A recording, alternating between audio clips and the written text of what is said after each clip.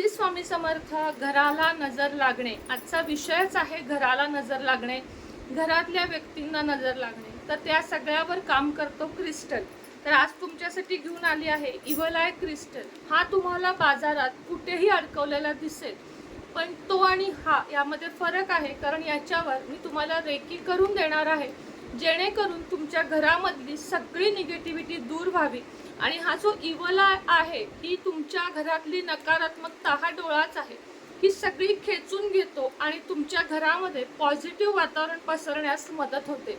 घरातल्या अगदी समोरच्या भिंतीला हा लावायचा आहे.